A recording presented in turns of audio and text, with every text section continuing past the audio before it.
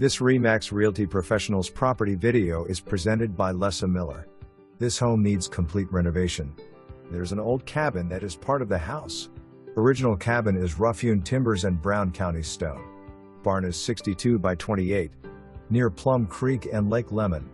2 bedrooms in house that need restoration.